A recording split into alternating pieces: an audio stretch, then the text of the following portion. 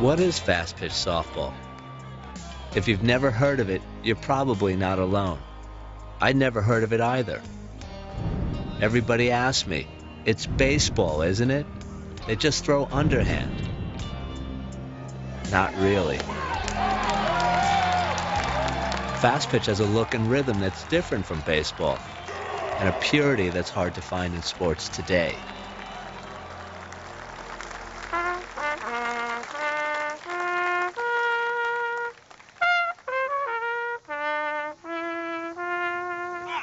What so proudly we hail at the twilight's last gleaming, whose broad sides and bright. Loving fast pitch like I do and have for years, it hurts to see the game going downhill. If I'm criticized for putting together one of the best teams, I think I have to look at that and say, oh, hogwash. Because we're a bunch of winners! We're going to win it! Second final! Let's go!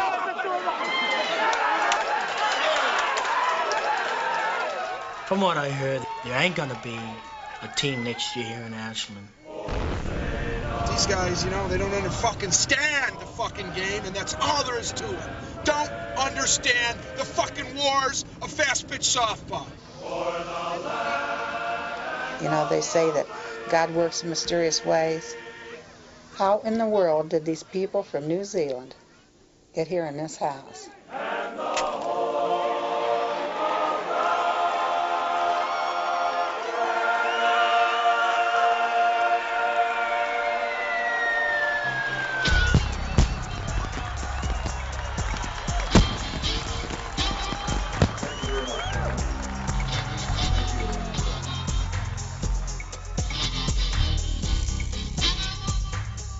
I've been playing ball ever since I can remember. Like millions of other kids, I'd always dreamed of being a professional baseball player. At Yale, I was an art major, and I played on the varsity baseball team.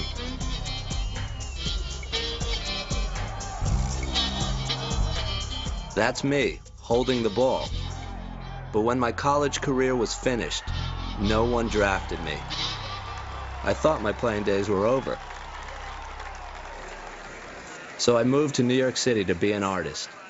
My life revolved around gallery openings like this one. That's my stuff on the walls.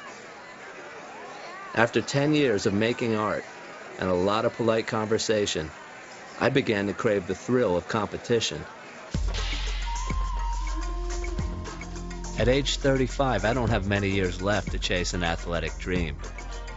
So on the advice of a friend, I tried out for a major fast-pitch softball team, and now I'm a New Jersey Gator. I never knew that New Jersey had alligators, but being from New York City, I don't know much about New Jersey. Anyway, the road to softball glory seems to start here.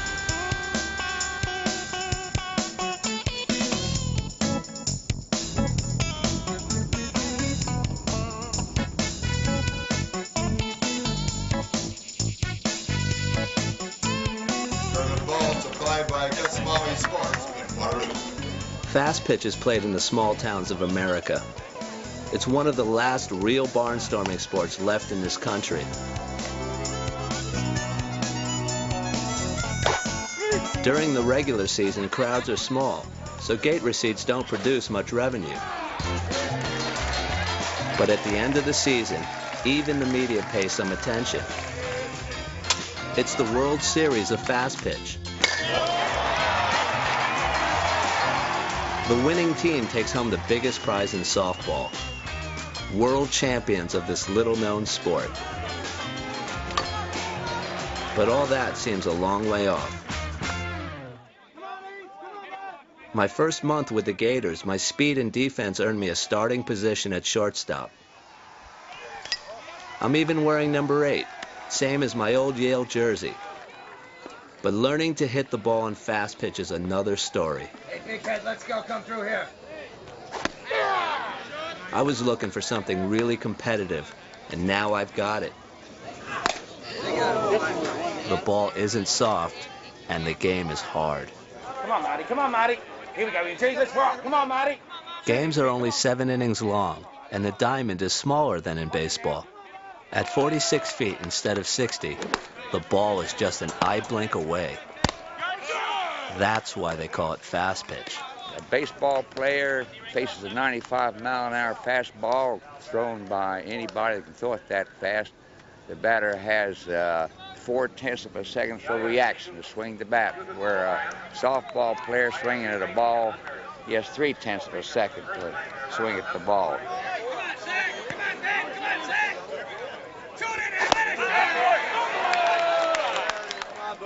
It's been a pitcher's game since the day the game started, and it'll be a pitcher's game when the game ends, if it ever does. It'll always be a pitcher's game. That's what all these people come here to see. You gotta be shitting me, Blue. Would I shit you? Yeah, you would, because that was a terrible fucking pull. Fucking hell. I like it better than baseball. I think it's a better game than baseball. It's faster moving, a lot of bunting, a lot of stealing, a lot of moving around, you know. These days, baseball overshadows fast pitch. But once upon a time, it wasn't that way. More than 10,000 fans jammed the Memorial Field in Stratford as Bobby Sprinthal of the Clearwater Bombers leads off for the All-Stars. It was popular right off the bat. I mean, fast pitch softball. Oh, man, they had bleachers on both sides there. That store where my cousin had a store over there. Man, I mean, those bleachers would fill out here every night. Manager Moore will send highly touted hurler Herb Dudley to the hill for the Bombers. Back in the 50s, even on up into the 60s, every small community in every state of the Union, every small town had a team. Zirkle and Dudley are locked in a furious strikeout duel over the first 4 innings. A long time ago, you know, you'd have no trouble barnstorming them around. If you had a team and you wanted to go on a trip or somewhere, because everybody had teams. You know, those days are gone forever. Clearwater captures its 6th world title in extra innings, 3-2, over Stratford's Raybestos Cardinals. Being a newcomer to the world of fast pitch, I thought I'd be an outsider. A big city kid playing a small town sport. A Chinese, German, Jewish, Austrian, Polish mixture. An ethnic milkshake. And a blue-eyed, corn-fed crowd.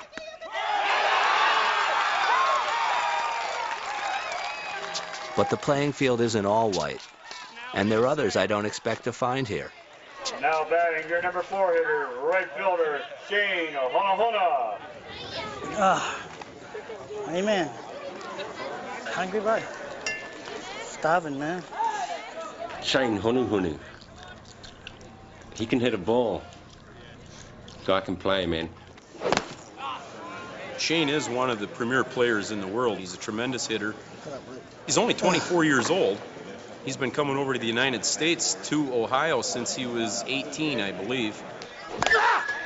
I'm from a tribe which is called Te Arawa. Te Arawa is like one of the biggest tribes in New Zealand, a Maori tribe. Our tribe is built around sports.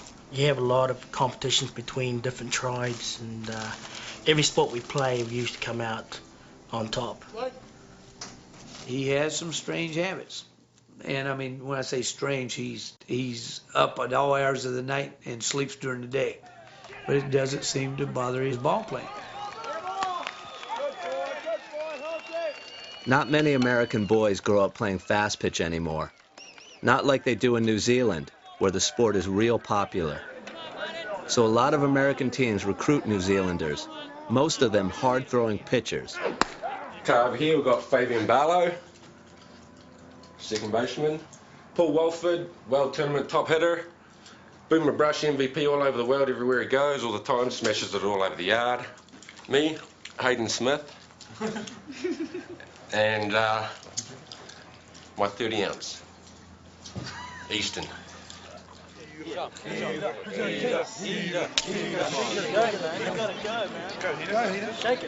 We like to have New Zealanders around when we go to tournaments, and we just get a bunch of New Zealanders together and look out woman or look out whoever, you know. The Kiwis are on the loose. Hey, Kiwis, where's the Kiwi party? It's at the Moose Lodge at Elkland. The moose gonna get loose.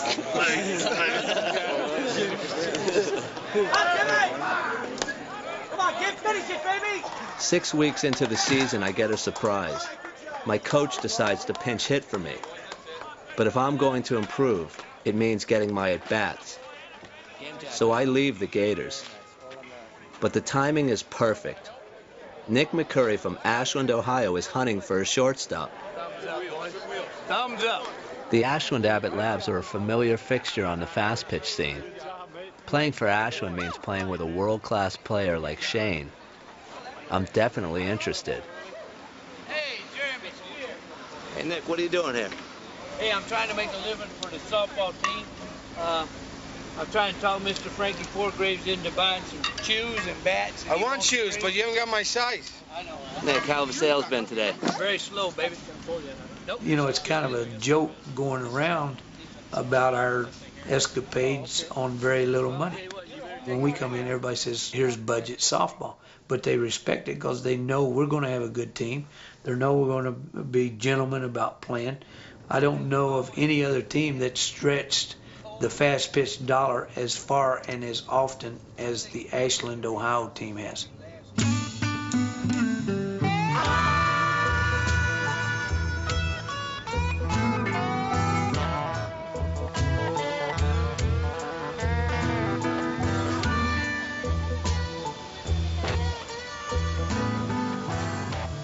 Ashland, population 25,000, had once been a real hotbed of fast pitch, but now it has only one major team left. Okay, fellas, you're in the Ohio Battery and Supply of Ashland.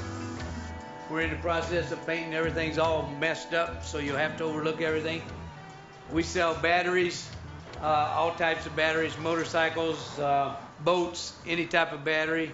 We also sell shoes, baseball spikes, tennis shoes, any type of sporting equipment.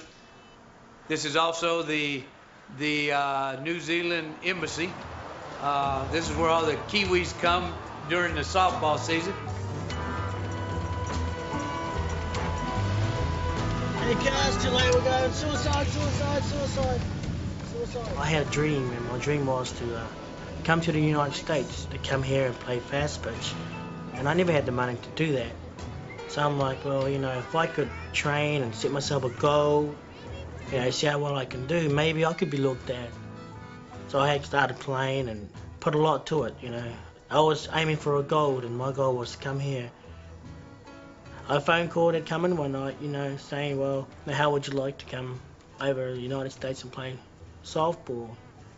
I mean, my mind was like spinning, you know. It's like, oh, my dream has come true, you know. Rock and roll, man. We rocking, we're rolling. What? Oh, man. I hope them puppies are clean. Yeah, look. Nick really wants me to play for him. He's offered me a car for the summer, gas money, a place to stay in Ashland, and a starting position on a team with a long history. Each year it's getting tougher and tougher, boys. Players are getting farther and farther apart. The local guys don't want to play. You got to find them guys from New York that want to play.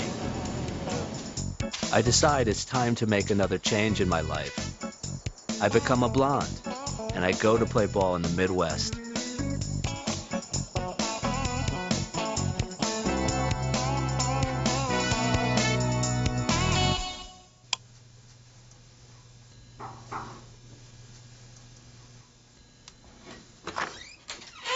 Hey. What's up, brother? What's up? Hey, my man, what's happening? What's happening? You got the Dennis Rodman look. Everybody here, let's go out here and kick some ass. A lot of stuff to remember. Hey, I know it. You old guys get your Geritol. What are we going, cabbage? On three, cabbage. 1, 2, 3, cabbage! Playing with Ashland isn't quite what I expect. Nick has only 5 or 6 players he can always rely on. Some guys are there one weekend, gone the next. Ragtag. That's Ashwin Ball. Nick has to recruit fill-in players from his thick black address book, sometimes only hours before a game. In spite of it all, we're holding our own with some of the big budget teams on the open circuit.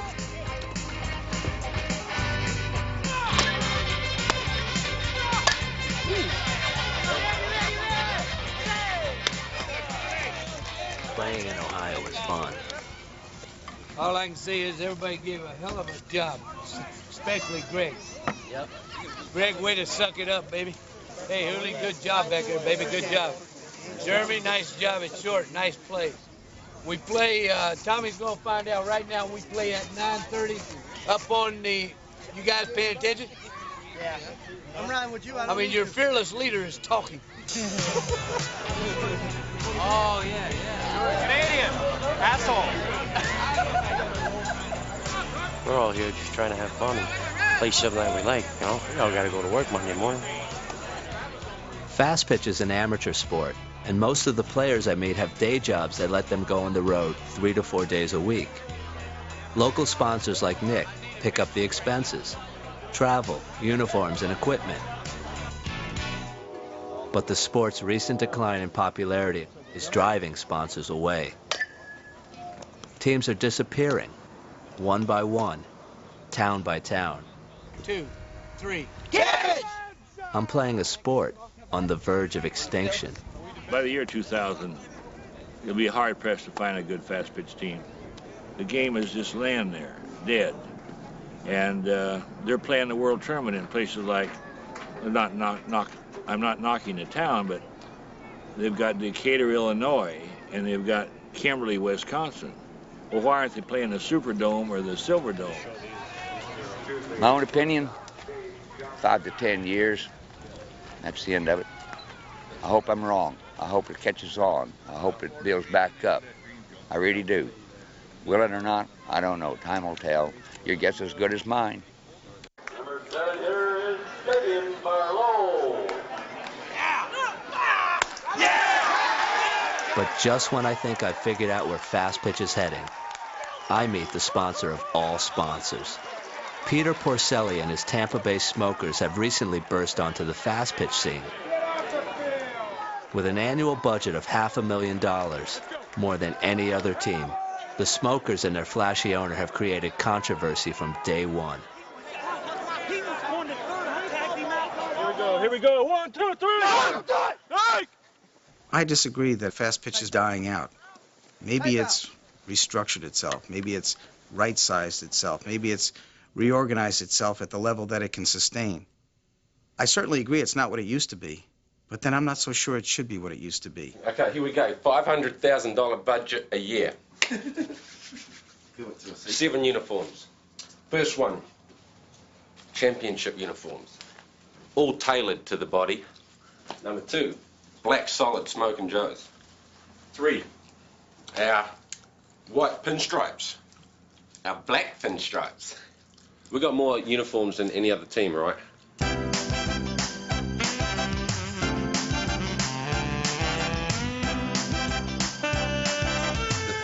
Laying down for the sale.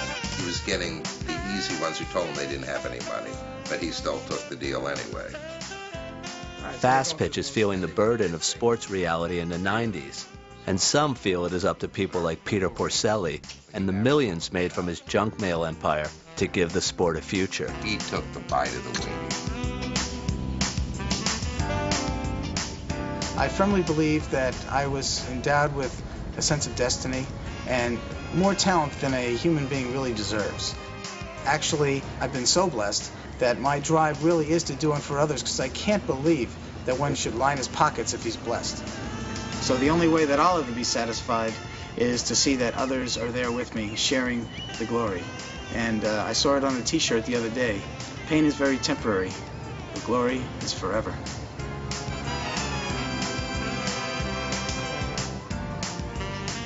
What's nice about this vessel is that it can accommodate a whole team of fast pitch players. We can have quite a party. Kick back, Tampa Bay Smokers, off season, watching the racing going on, sticking together like the brothers we are. You know what's great about ball? That it makes us forget about this horrible life.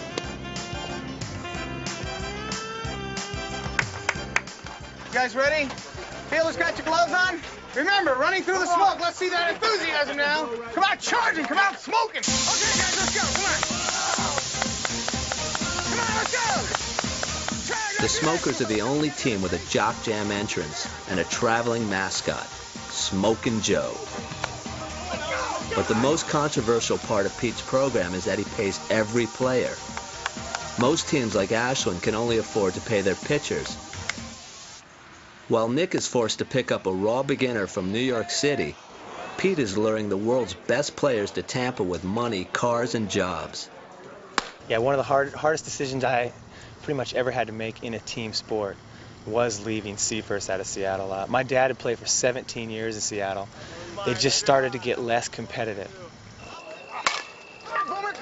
Go on, go on, go on, go on, go on. Nobody came here because I held a gun to their head. I didn't outbid anybody with dollars. Maybe those players felt they could make a better contribution to the sport by coming here. Maybe the Smokers embodied what they want. It's like a dog. Stay, sit. These communities that don't have the big money, if they have sweat equity, if they want to substitute desire and hard work and resourcefulness for the money, maybe it'll take a little bit longer, but they can feel just as a competitive team. And they can certainly adjust and they can win. Now, the big teams are running the little guys right out of it. The little sponsors say, what the heck, what's the use of combating them? They're spending $500,000 and we're spending $30,000. How are you supposed to compete with that? After my first tournament with Ashland, Shane takes me to the team accommodations. All right, welcome to the Love Shack. What you see here is what we get. In the years that we've been playing ball, this is where we stay. This is where we're going to be living for the rest of the summer. This is the best as it comes in softball in Ashland. The house, the road, the trees, the people, the house. This is it right here. Everything you see. A lot of work to the house.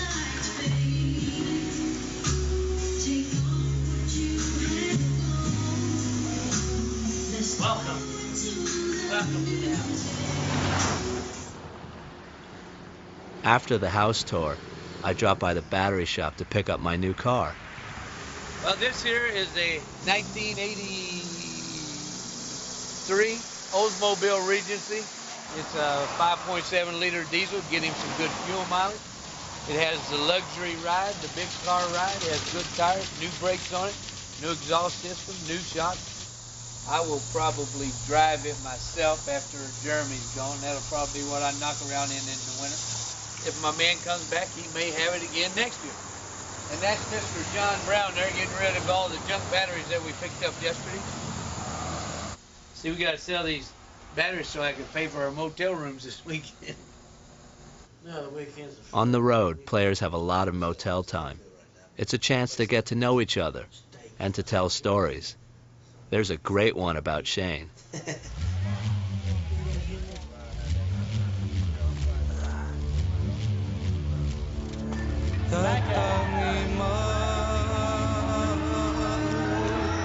Three years ago, Shane was just having an incredible tournament. It just seemed like every time he would come up, he'd hit a home run. They had 2 diamonds back to back, and every time that they would announce Shane who knew, the people on the other diamond would run over to the diamond where he was batting just to watch him hit.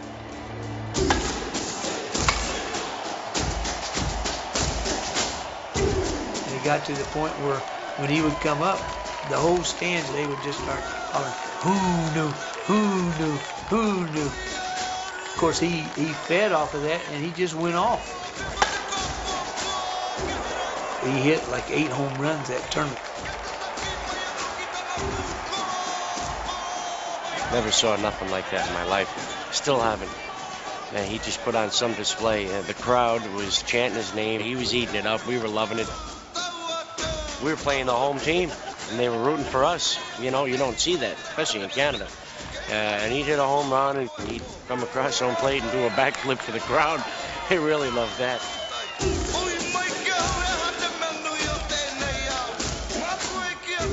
he became an instant hero. We're gonna watch you tomorrow. He was the man. He was the legend. He was like the Willie Mays of softball. See us tomorrow. He is blended into Ashland. I'm not so sure he couldn't run for mayor and get elected. We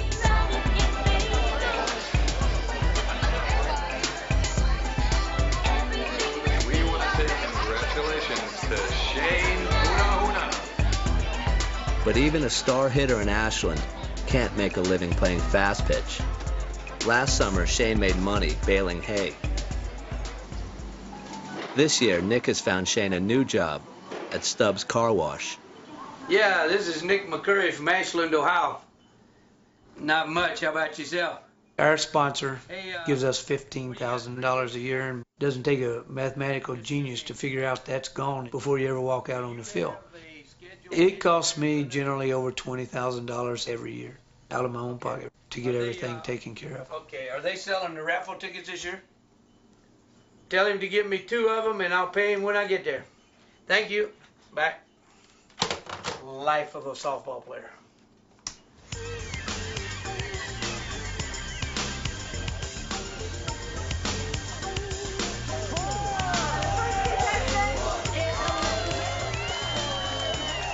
You can forget what you're there for living in Florida, you know. We have luxury cruises during the week, all paid for. I don't know, whatever we want, whatever it takes, he tells us, whatever it takes. I don't think there's any question we give ours the best. We stay in the best hotels, we have the best equipment, we have all the things that it takes so that a player, if he truly has his head screwed on right, can concentrate on the game and make the most of his God-given talent. This is my 4th year here in Ashland right now, and you know, as many times I keep coming back, you know, it's just like home. The people here in Ashland are so great. I mean, beautiful people. They're just like family here. Oh, Pip is the best defense. They never knew that I was married. They thought I was Hawaiian or a Mexican, and I would tell them, you know, I'm the native of New Zealand. Some of them would say, well, where's New Zealand? And some of them have never heard of New Zealand.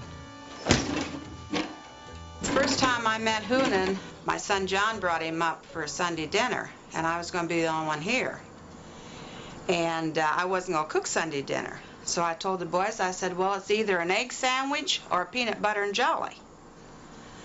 And I can remember Hoonan's face kind of fell, and John was embarrassed.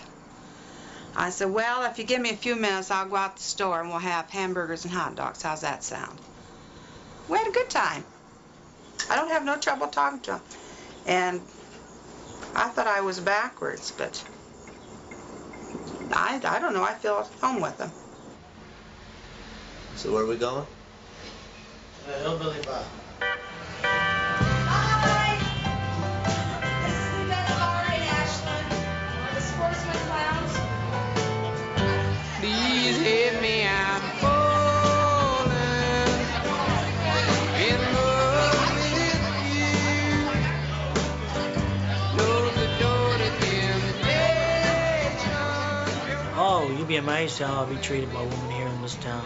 I mean, I've never known so many women in my life. You know, I can walk into a bar and I'm not saying I can pick them and take them home, but I get a lot of respect from a woman. I'm the one! I get that vibe a lot of times when I go from girls trying to hit on you for a little while and do this and do that, you know, talk to you quietly. They don't want anybody to know. I'll sit there and, hey, Una, what are you doing later, you know? Party at your house. All right. All right, wait. I'll be there after I wake up from the sleep. That boy can sleep anywhere. I seen him pull up 3 milk crates. Stack them up, lay them out, and lay down on them and go to sleep. I looked at him, I said, man, that looks awful uncomfortable. I've seen him fall asleep at the kitchen table. Well, she was talking to him. Yeah, just be sitting there and you go like that, you know, and then he'd say, oh, I better not do that. And the first thing you know, he's sound asleep. Maybe the girls keep him up. Shane.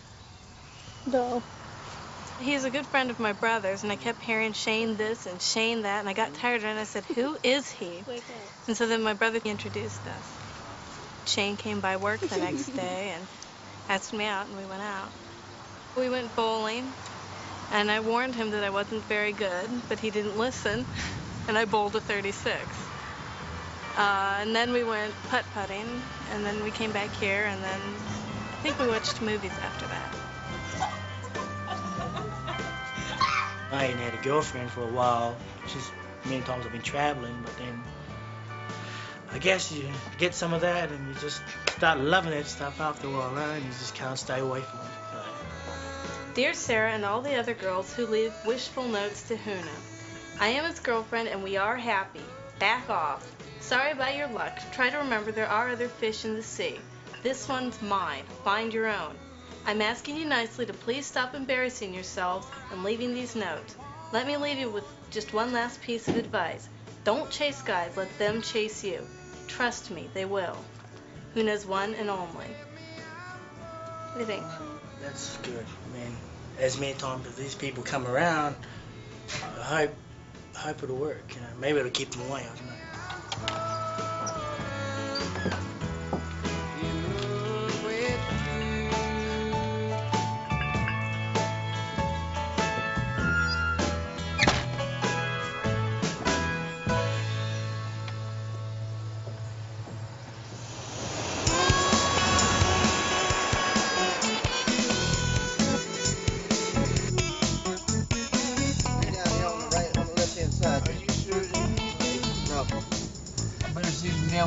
As soon as I pull up there. Lift down here, mate. The food man even knows where Oh, it's at. shit. If Shane tells me it's to the left, I know it's You ain't gotta look.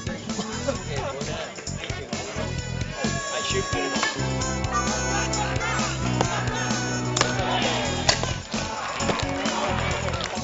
At this point in the season, we have a winning record, and Shane is doing the things he's known for.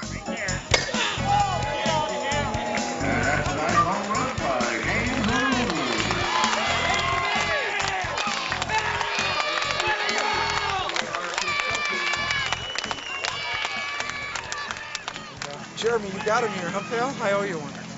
Your uni and stuff, too. The fast pitch community is really awesome.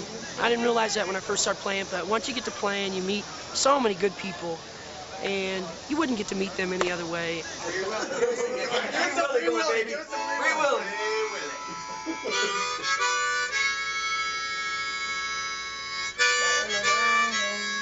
Back at the motel, I meet Darren Zach, the Big Z, the greatest player in fast pitch.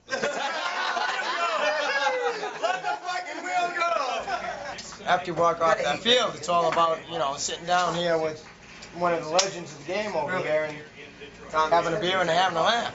That's what it's all about.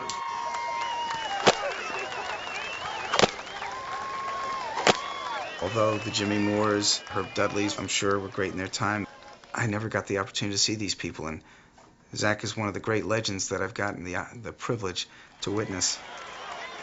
He's a big one. Tall-wise, big. I'd say he's about, he's got to be 6'4", 270. Huh? Big Saskatchewan Indian coming at you. Huh? Ojibwe. From the Ojibwe tribe, huh? Running down you. Throws the ball hard, boy.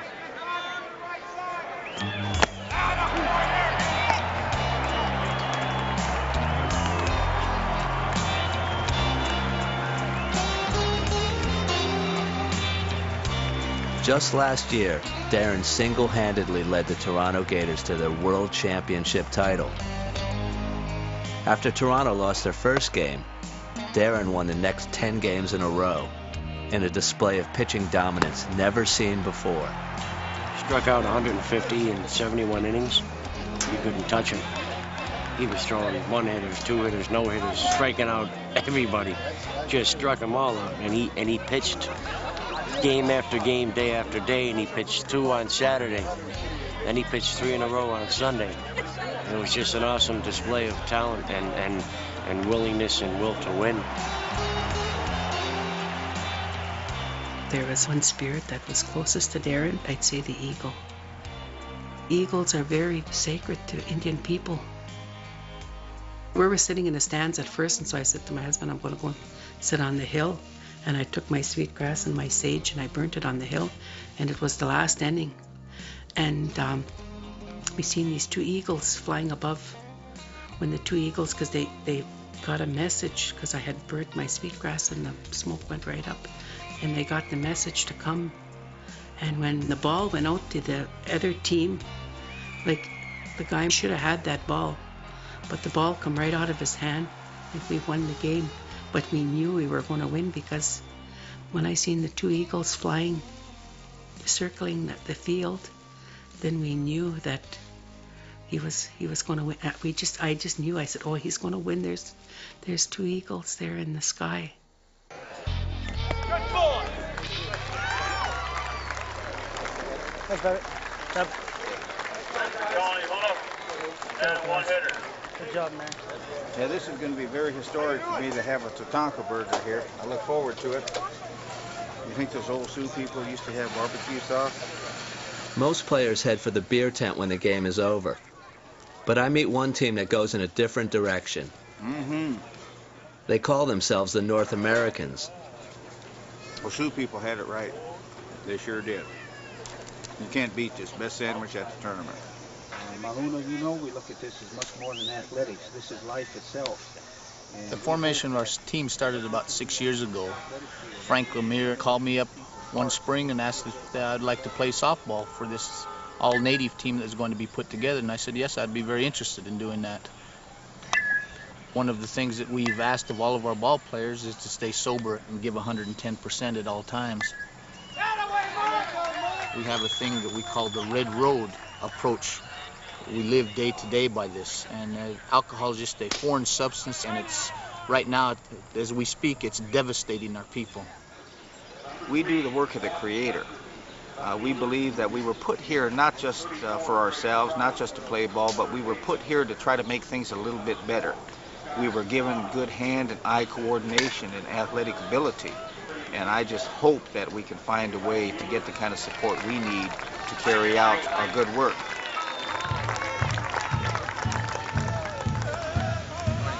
Today we have a special guest that we brought here to visit with you guys, and they're called the North Americans. They're a fast-pitch softball team, and all of these people, all of these athletes are strong with their tradition and their culture, and they're also drug and alcohol free.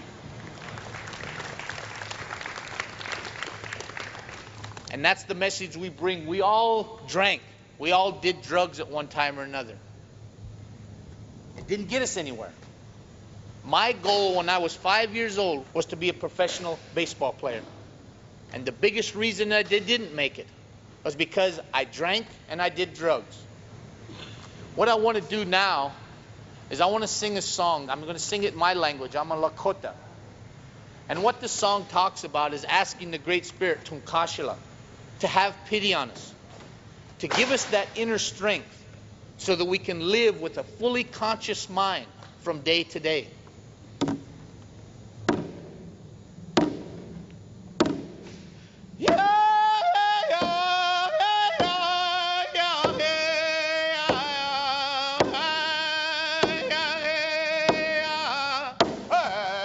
I really admire these guys. They almost make me forget the athletic stereotype of self-absorbed jocks. Here comes the nutso. Heads up, folks. Big old cone, mister. I mean, she likes you. You gotta be a real man to handle that. Nothing? Returning from Allentown, I decide to hitch a ride with Bruce Franklin, one of the circuit's more grizzled veterans. Here's Bill. He's always talking in the car about how much he knows about the game, how great he is, fucking bragging on and on. I fucking forgot more softball than he knows. Bruce was destined to be a professional baseball player. 15 years ago, he was drafted by the Detroit Tigers. But in Bruce's last college game, he shattered his wrist and his dream, punching a water cooler. He never played professional ball. Now in the twilight of his fast-pitch career, Bruce still can't cope with his athletic mortality. You don't fucking tell me fucking nothing about this game, Bo. When I tell you, hey, Bill, maybe we should walk the four-hitter, I'm coaching the team. You just play. Don't talk to me like that. Because you're mad at fucking Darren. Because you're mad at Terrence. Talk to me like that. I'll fuck you up. You motherfucker. You need to fucking quit. Coach little kids and have fun. I don't take losing fucking well at all. That's my problem. I can't take it. I can't handle it. Playing with these fucking assholes again. Sometimes I wish I was like a gay, fat, fucking ballerina guy, and I never even got into sports. You know, really. My mother even told me that. We were talking this winter. She goes, "What are you playing ball for? Why don't you do something else with your life?" Why do you do it? It's a high. You do something you can do that you're not going to be able to do in 5 years. Right. Bruce catches me off guard. Why am I doing this? I got it. I'm not absolutely sure. Maybe it has something to do with meeting people like Bruce.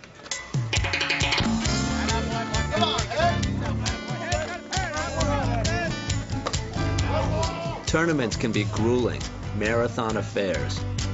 A team plays as many as 3, 4 games in a day. Fucking shit, best way to lose a fucking game. I mean, why are we playing a game where no one gets rich? And nobody, not even Zach, gets his face on a box of Wheaties? Why?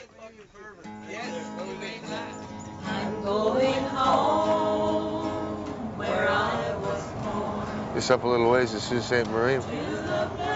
And on those hills over there, that's Sugar Island. That's United States of America. Just right over there. Blow through my head, smell the scent of sweet grass in the air.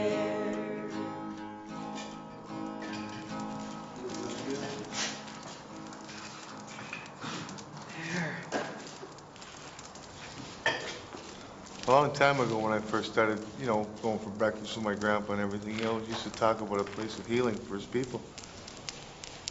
Make this offer to the Great Spirit. I come here during the springtime, maybe a year before the well season starts, and present my offering of tobacco and burn some sweet grass. It's an offering, Everybody takes. Nobody gives back anything. To make an offering, a gift, it's called for us. To offer things like that to the Great Spirit. It always seems like it always reflects back on you. It seems like good always comes out of it.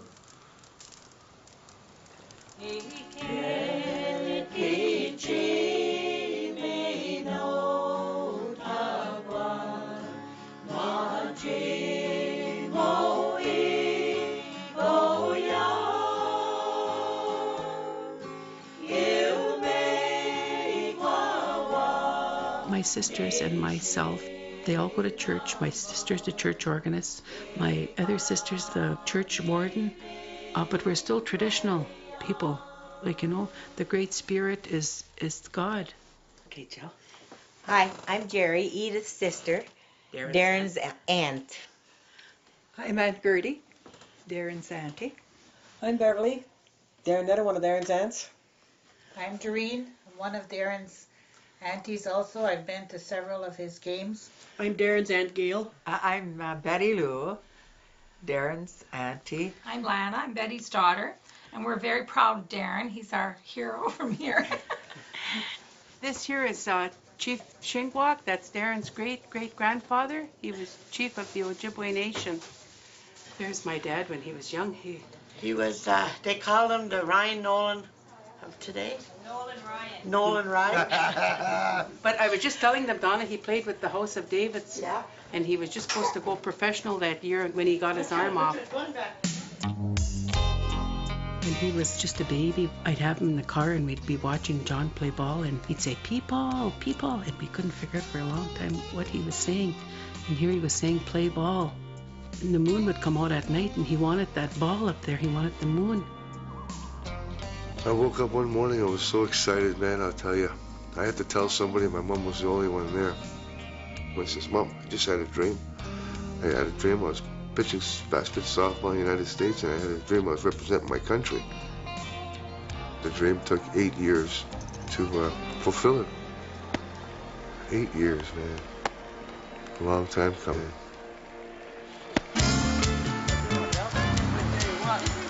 Hi, Randy. We're headed for Elkland, Pennsylvania. We're going to play in a softball tournament. It's the oldest running invitational tournament in the United States. I'm not sure how many years this will be. I think this will be either the 56th or 57th consecutive year this tournament's been running.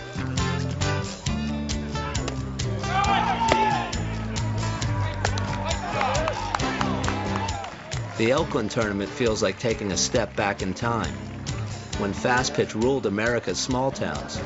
No, we don't like slow pitch here in Elkland. We like fast pitch.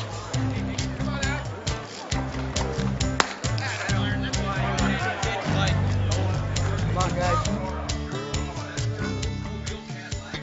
Nick's bank account must be running low, since we're now sleeping 4 to a room. On the field, we're just getting by, and we need to pick up the pace. It's nearing crunch time, and we still haven't qualified for the World Championships. I think the grind of budget softball is getting to all of us. What's the score? I figure it's time for me to go out and get me some money somewhere, you know. And that's what I'd like to get out of softball. Some money to go home with. Because usually when I go home, I don't have any money to go home. Nothing at all. When I lived here, I go home, I have nothing. Totally nothing, you know. Shane, I'm sure, could get a lot of money playing for people. I don't know if that's what he wants. I mean, he's the kind of player that I'd like to have for next year. I mean, I'm talking to him now, but I would definitely like to have him with my organization. I'll find yourself. Nick has lost so many star players over the years, but losing Shane might be the toughest loss of all. Nick. Yes. So why do you put up with this game? I don't know. It's a question that has been asked many times. It's in the blood. It's in your blood. You just can't get it out. But my blood's getting a little thinner. My blood's getting a little thinner. Help thine own way, Lord. Help thine own way. Before joining up with Ashland, I'd never felt any connection to the Midwest. If only I'd paid more attention to my family tree, I would have realized I was a Midwesterner at heart. In the mid-19th century, Plymouth, Ohio was home to a number of German Jewish families, and my great-great-grandfather, Solomon Spear, arrived there as a young boy during the 1850s. Plymouth is only 20 minutes down the road from Ashland.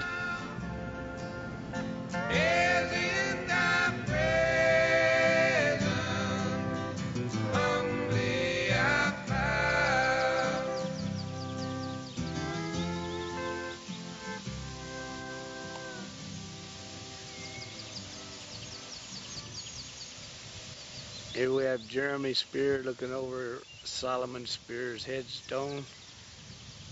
He's going in, he's taking a look, taking his hat off.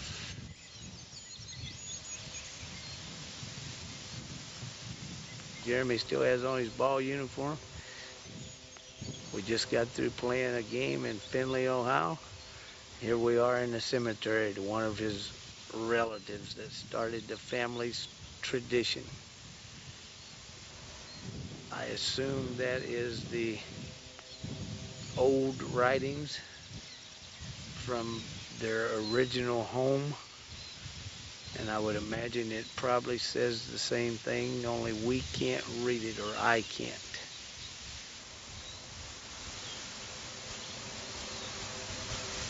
Kind of hard to believe that fast pitch brought me back here.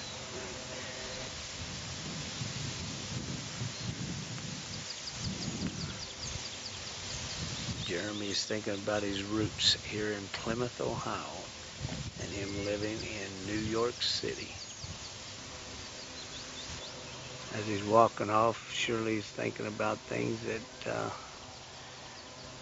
could have happened.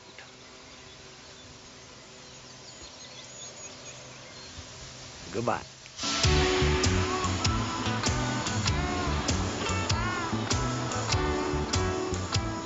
Though I love playing with Shane, it's clear he doesn't really push himself. Maybe he'd train harder if he were playing for a bigger budget team. But Shane's attachment to Ashland is even stronger now that he and Kara are engaged to be married. Hello, hello. Good. Mushrooms are down there. Well, we need some bread to make some stuffing and some herbs. What do you fellas call stuffing here? Stuffing. Oh, you do call it stuffing? Yep. Look at this. Look at this chicken. That's just all fat there. Your chickens is just screwed up here. This is Kara Snyder. Oh, yeah. And what's your fiance's name? Shane Hunu Hunu. Huh? Shane Hunu Hunu. Who plays Uno, ball, like, soccer. Uno. This is Huno Huno. You know, ooey ooey. Oh, so now I'm used to them massacring his name. You have a lot to learn. After your husband puts in 8 hours a day, comes home and maybe takes the garbage out, and goes and takes a nap, and you do the housework, then you tell me it's equal work. We're both working, it'll be equal work. Girl, you can argue with me till I'm 63 years old again, and you will never, ever learn. I've been down that road for many years. We'll see. Well, we'll see. And if you're right, I promise I will come back and say, Grandma, Okay, you were right. I'll be waiting. Okay. You ever been to the real world? 'Cause it's cruel. Zip your pants. In In about 10 minutes, he's going to be asleep. You know that. He'll be over there. That's my first tattoo. You know what Yogi Been did there me for a that year and night? a half. Hey, you want to see how poor I am? I can't even afford shoestrings. I got to put a goddamn piece of wire in my boot. A piece of wire in my boot to keep that son of a bitch on.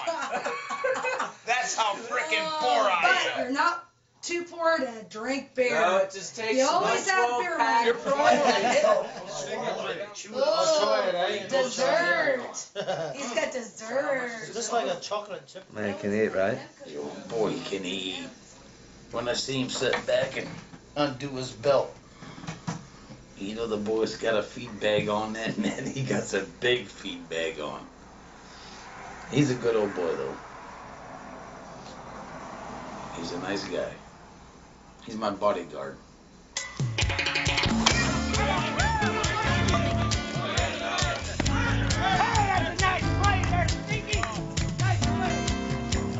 Now to start off the seventh for action. Here's the shortstop, Jeremy Spear. Meanwhile, I'm still struggling at the plate as a right-handed batter.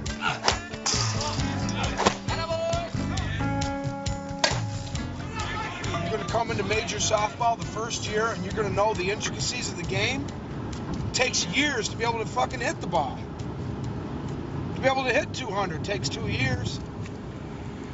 It ain't baseball, it's a different game. Bruce has a point, but I don't have 2 years. The World Championships are only a few weeks away. So I become a lefty slapper. Slapping is a term for left-handed batters who, rather than take full swings, are more intent on just making contact and beating out a throw. It's kind of a dying art form in the dying sport of fast pitch. I guess what you've got left in this sport is people who really care. I'm glad that people are passionate about the sport. I'll take passion almost over anything, because passione is really what it's about in life. Whoa, what'd I tell you? He's a power hitter. This is sort of a fantasy come true that he's able to coach a team. Passion is definitely the key word. He is probably more passionate about that almost than anything. It gives him more joy. I think it's great for me. I have a great travel opportunity. He gets to meet other children, and he loves ball. He's probably the only kid that sits there and watches the whole game. Come on, face Daddy. I'd like him to play ball, but I insist that he plays fast pitch. He's got an arm like a gun at 28 months old, and he hits the ball further than most 5- and 6-year-olds that I know, and that's no bull. Come on, bud.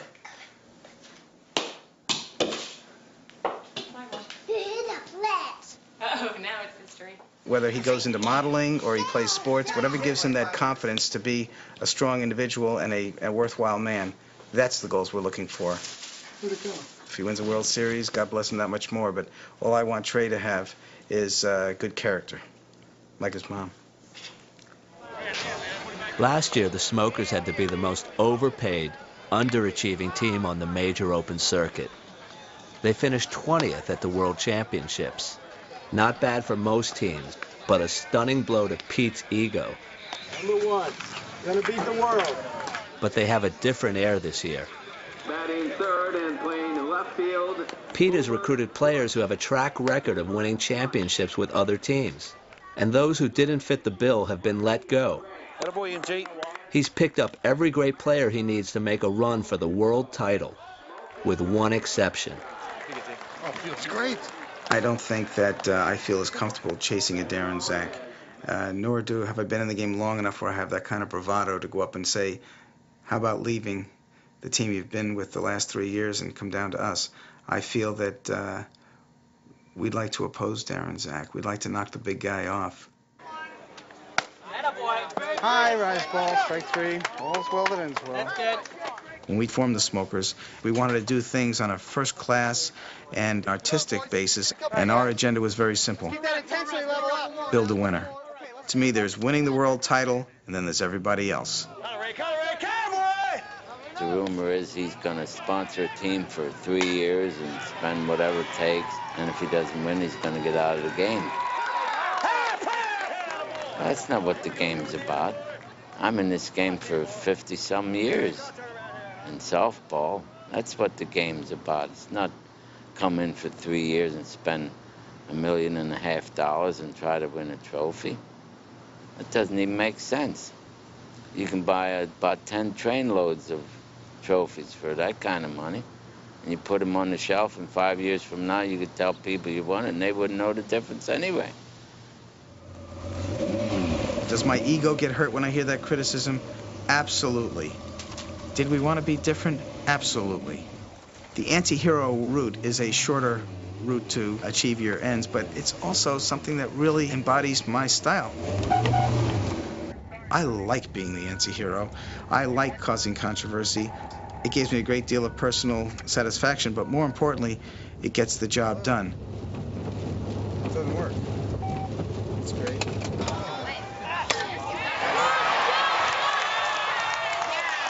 Getting to the World Championships is what every team strives for. Most top teams automatically make the cut by virtue of their ranking from the year before. We need to win this game.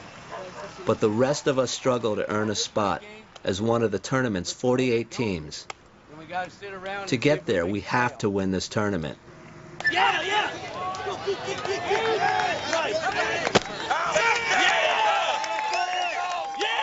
Last year, Ashland didn't qualify for the first time in 10 years. No one wants that to happen again. It's our usual patchwork squad that fights its way to the title game. But on a hotly disputed call, 2 runs are disallowed for the other team.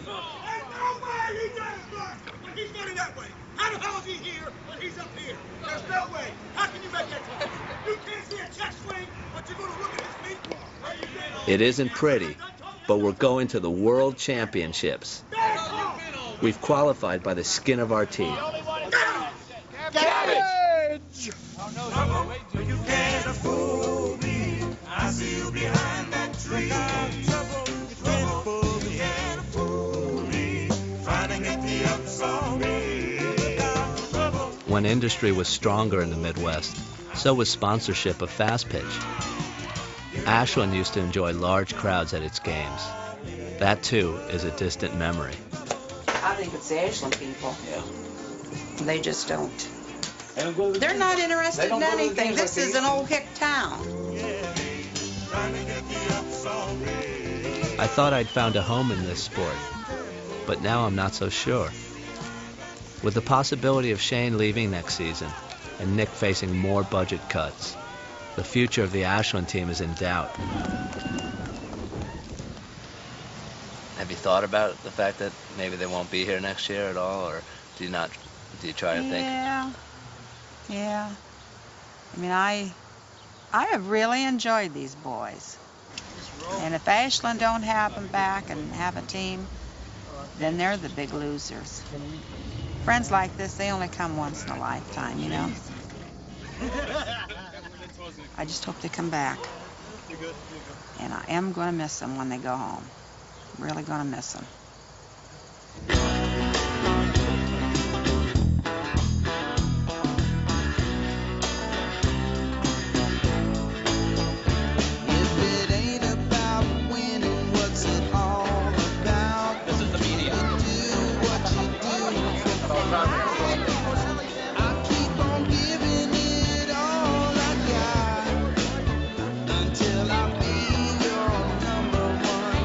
There goes my best shoe salesman I ever had right there. His name is Sean One Shoe Nelson.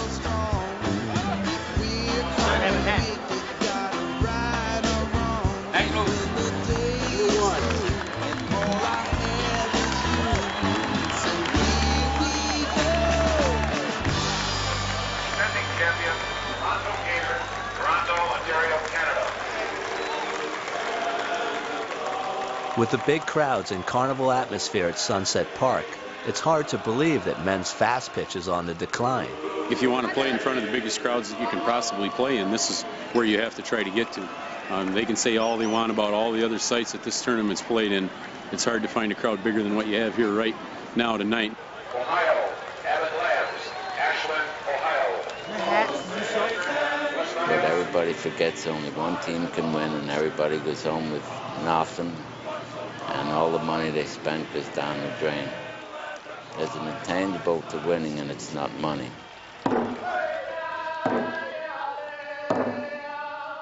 Alongside the Star-Spangled Banner and O Canada, Ken Billingsley is invited to sing a Lakota anthem. Here in this eclectic, little-known world, it just seems right.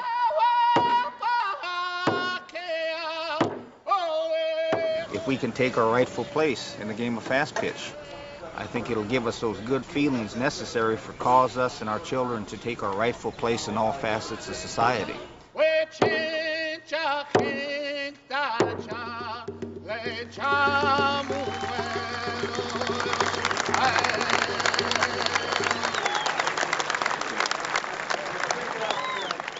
Hey, Margarita. Hey, As usual, Ashland is unorganized, late. Hey, Nick, what's the lineup? I'm making her out. Neptune. Here we are at the 50th edition of Fast Pitch's biggest tournament. Even now, Nick has to resort to his famous black book to ensure that we have enough quality players. I only met my second baseman a few days ago. Our opening game is against Circle Tap of Wisconsin. By the third inning, we're down 2-0. Come on, boys, come on now. Try to get 2 runs quick. The next batter, the shortstop, Jeremy Spear.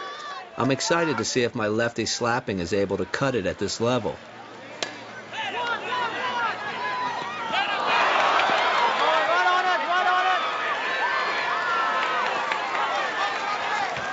Down 2-1 in the 5th inning, I have high hopes of scoring my first run at the World Championships. But I'm left stranded at third. Come on, let's fucking battle here. Come on. With a tying run on second and 2 outs in the last inning, I'm up with a chance to be the hero. Guessing drop ball down and away, I chase a rise ball out of the zone. Virtual thereof, Ashland of Ohio, now playing Monday, August 12th. This is a bad beginning for us. I've let the team down. The World Tournament is a double elimination event. With 1 loss, we move from the winner's bracket to the loser's bracket. 1 more loss, and we're toast. My heart tells me we're going to do it. For whatever reason, it stuck with me. I just don't see any other outcome as more likely than us winning it. We're ready. We're going to do it. And on the final day, when dust clears, we're going to be world champions, gentlemen. Pete is in fine form unleashing his PR machine upon the Wisconsin locals. Remember, this is a partisan broadcast. He's hired his own radio station to broadcast live Smoker games back to Florida. The Smokers are trying to get these runners in. They're trying to get out. I understand. Point number 2. I think he's doing a good job. Here's up and come the sponsor trying to do something good for softball. And I've seen the flashy uniforms and everything. Hey man, it's a show. I think the more you can make a show, I think the better it is. Welcome back to Kimberly, Wisconsin. Bottom of the second inning coming up between the Tampa Bay Smokers and the Farm of Madison, Wisconsin. Already, Stan, we've got ourselves a rather controversial game, and it looks like the fun is just beginning. One of the classic names in fast pitch is the Farm. Their loyal Wisconsin fans are hoping this might be their year. Pick up your jack, batter. It's coming slow. Let him hit, Jody. He's a looker. But in what has become typical Smoker ball, Tampa comes from behind.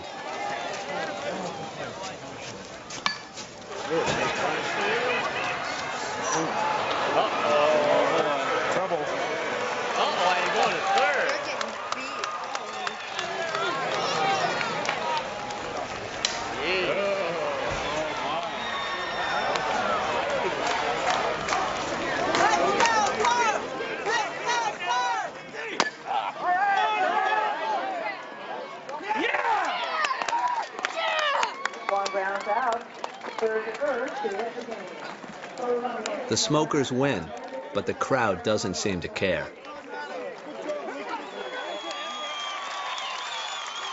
In the other half of the winners bracket, the Toronto Gators are on their own victory march, led by the indomitable Zach.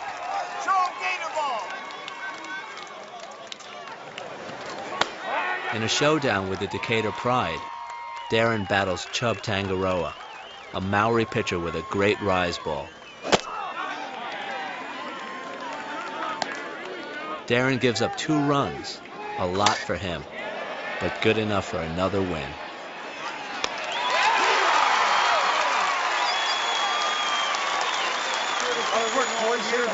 Fucking way to go, man. Gentlemen, we sent a message. We're defending champions, and somebody's going to have to take this. Guys, real quick, let's go ahead and get started this tournament. Mauna, Heavenly Father, you've given these young men good hand and eye coordination. Mauna, we ask that you let us use that. We ask that you let us play to the very best of our abilities, because Mauna, we do this not for our own enjoyment, but we do this to serve you. We thank you for allowing us to be here, Mauna. We thank you for life itself. Pinagigi. Hey, you little short son of a bitch, you throw the ball now. Yeah, come on, let's go. Let's go. Last year, the North Americans had a pretty good showing at the tournament. But this year, without a star pitcher and the loss of a few key players, they get pounded by a tough team from California.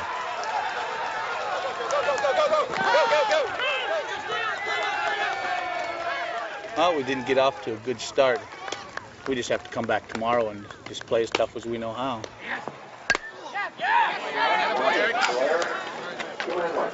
The next day, as they face elimination, I think about all the work this team has done.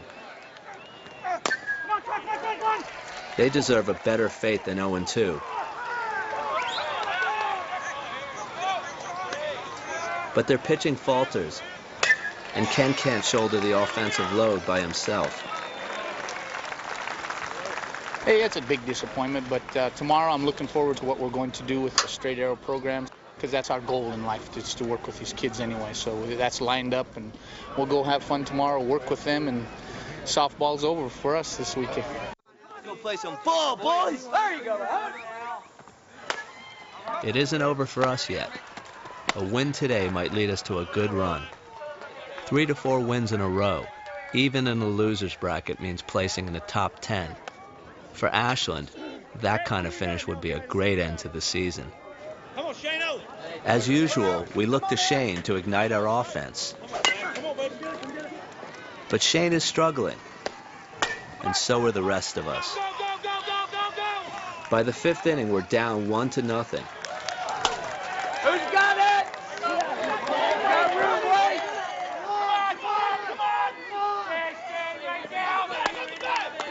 I know if we let this run score, we'll be in trouble. I'm not quite ready for an 11-hour van ride back to Ashland and a postseason barbecue at Grandma's.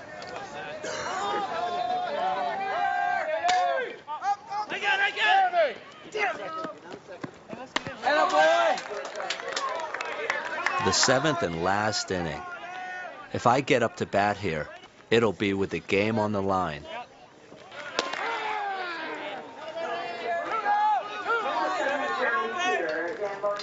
Oh man, here I am again. 2 outs and a tying run on second base. I remember my last at bat versus Circle Tap. I don't want to chase strike 3 out of the zone. Hey, Greg, you gotta beat it to second now on the slab. Another base hit, Sam, another base hit.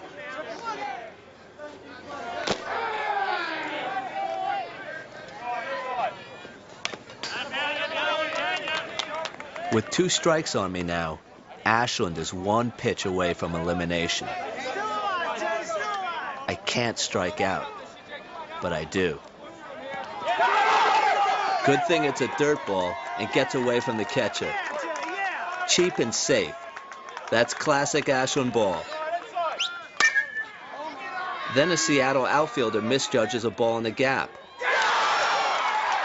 We're alive and kicking.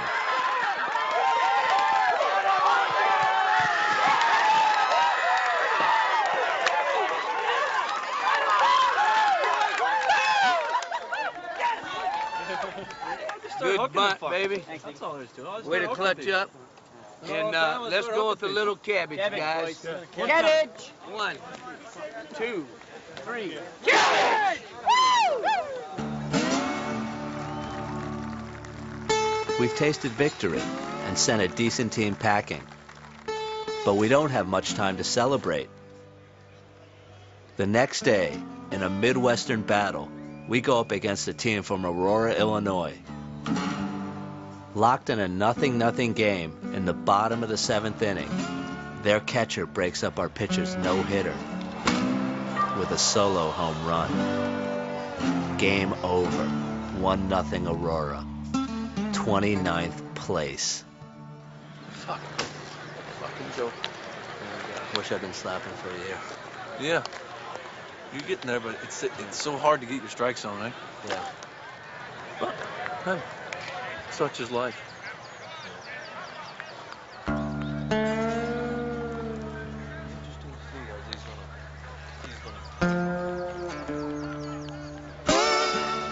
At this point, the Smokers haven't lost a game and haven't worn the same uniform twice. The original Smokers team played with these unis. It's distinguished from the 20s in the sense that the sleeves are not quite down to the wrist. In the 40s, they moved up. Note the bill is exceptionally short on the hat, and they're 100% virgin wool, lightweight. They're not costumes, folks. They're designed to play, and play we will. You're on him there, Petey! In the next round, the Smokers draw the legendary New Zealand pitcher, Peter Meredith. Come on, Pete, you can do it. You're the man. Seemingly unfazed, the Smokers dismantle their Salt Lake City opponents in style.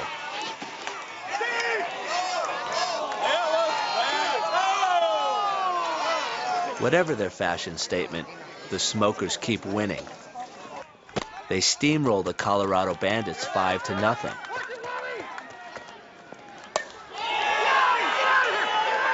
And they edge the British Columbia Ravens 5-4. Now only one team stands between the Smokers and the championship game.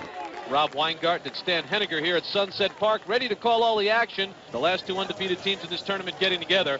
The Tampa Bay Smokers taking on the defending champion, Toronto Gators. And on the mound, the Z-Man, Darren Zach, renowned as the greatest pitcher in the world today. And the Smokers must find a way to conquer a pitcher who has been unconquerable in this tournament the last 2 years. We have to acknowledge Darren Zach, but he's, if anybody's susceptible to us, it's him. Z's not going to have the breather of being able to work around some batters. They are the champs, but we happen to match up very well against them, and we know that going in, and we believe we're going to be there. In fact, I'm rather sure we're going to be there. Good game. The winner of this evening's game is really in the driver's seat when it comes to walking out of here with that championship trophy tomorrow. 1-2 pitch to Patton. Swung on, ground ball, shortstop. Boys boots it. The normally sure-handed David Boys allows the leadoff man on, and already the Smokers have a little problem here in the bottom of the first.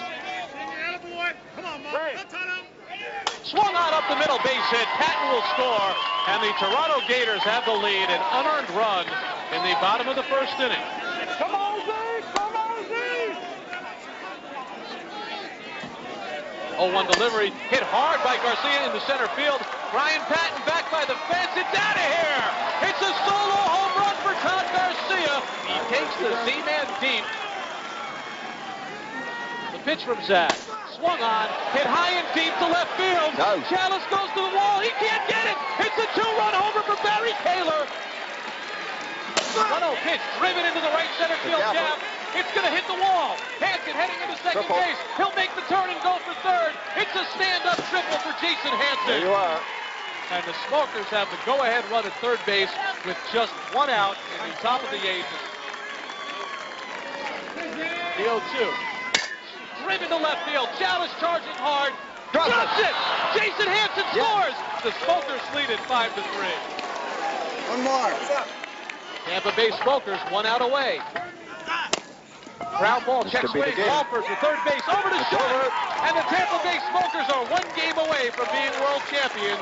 They have won the winner's bracket of the ISC World Tournament, defeating the defending champion Toronto Gators in 8 innings by a final score of 5-3.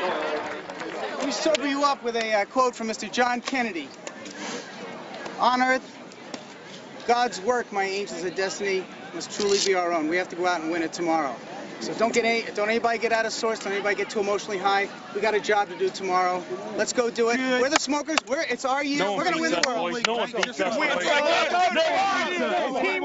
Here we go. 1, 2, 3. To remind you of our situation, David Boys is down at first base. Jason Hansen will come to the plate. There is nobody out. We're in the bottom of the 7th inning. The score is tied at 2 apiece. Aside from, like the money and the apartment and the car, he offered me a chance to win a world title. I knew there was a chance at it.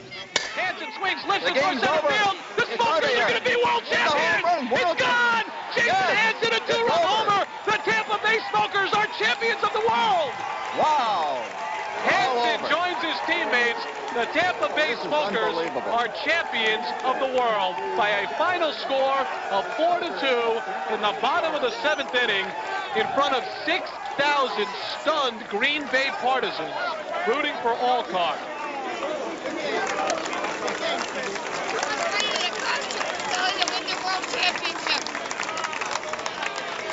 How much money did it cost you to win the world championship? Right field, Smokers!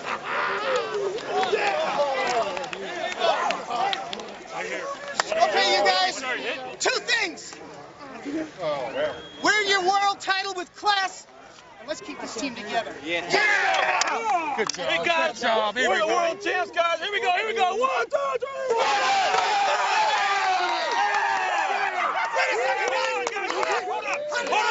Huddle up, guys. Huddle up. Everybody, take your hats off. I brought hats that say World Champion.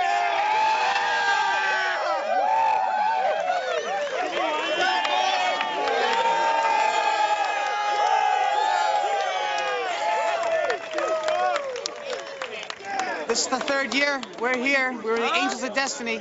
If this tournament was held next week or last week, we don't know what would have happened. But they held it this week, and we won it this week. Therefore, we get to carry the title, and that's the way the cookie crumbles. And we'll take it, and we'll be a credit to the sport. I promise you, and we'll build on it. Congratulations! They earned it. Florida and everybody else is Florida earned it. all the other states. Teams with the biggest budget seem to be there in the end. Yeah, it's a shame. Why do you think that's a shame? Money buys everything, looks like these days. The greenbacks, The old dollar bill. Let me show you. What's in there? A lot of people That's what can't does it. afford it What? Can you because they tell me can't go out and buy the pitchers. Where's it going to go? Where's the sport going to go? It's dying. It's going to the graveyard. It's dead. It's just a matter of time. Unless everybody comes to their senses.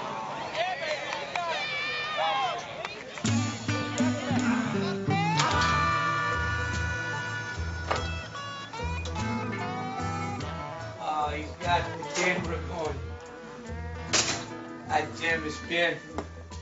What you want to know? Well, end of the season. Little summary. Well, the assessment of our season in general was very mediocre. Uncertainty and disappointment. Did I leave anything else, T-Bone? You forgot bad luck. Bad luck. You want my assessment of the year? Yeah. It sucked. Flat out. What can you say? Oh, excuse me. It's just been a frustrating year that came to a very frustrating end. With the season over and so much of the future in doubt, Shane returns to Ashland to marry Kara Snyder. Don't get too nervous. Make sure you say the right words. Okay. Wow. See you later. We'll see you after, Grandma. Okay.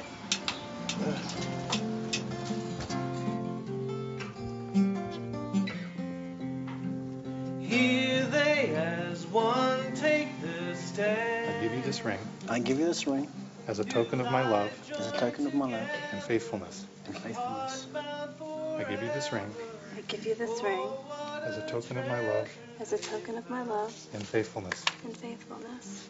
You make this your bride.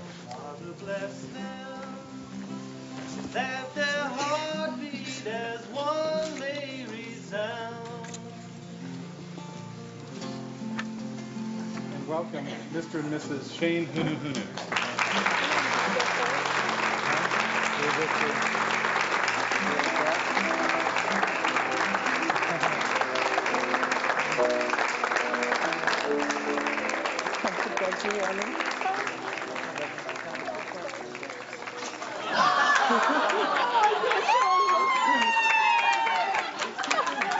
Really make a nice couple. And I almost cried because I've gotten so attached to Shane that it's like one of my kids leaving. So I thought, nah, he don't belong to me.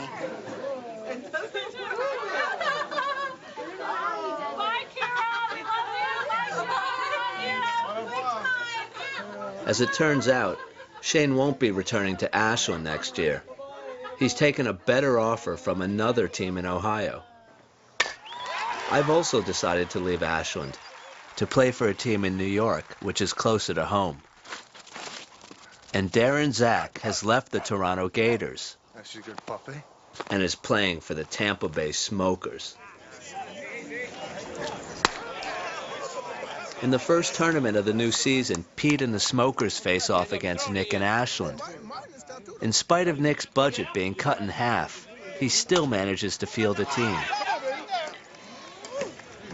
Not a bad team you're putting out here today. No, not a bad team. He made one bad pitch and turned this game around. Yeah? Who hit it? Boomer. Yeah. He threw a drop ball, didn't go down. He didn't know it. It went out. It went out real fast. It went out real fast, too. What do you guys hear about Zach? They say he's high paid $70,000 for 4 months. $170,000. 140. For 2 years. So he's 100. Whatever.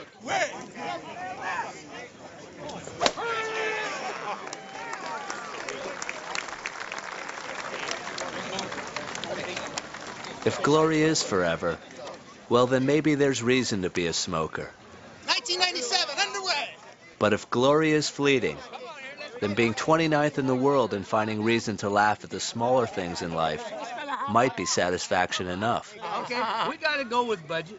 We got to go with budget. 1, 2, 3, budget! Attaboy.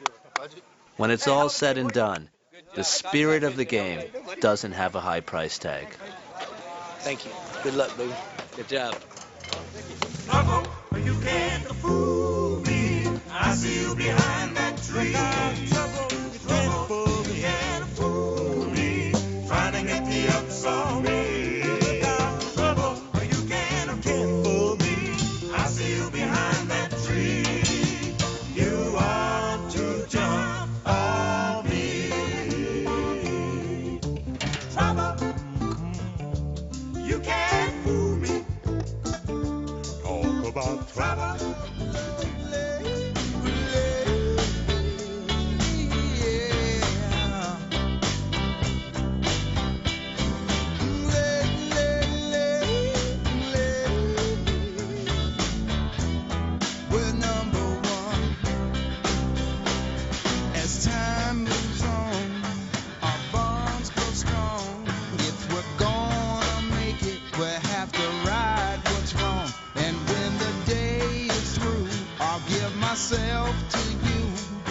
What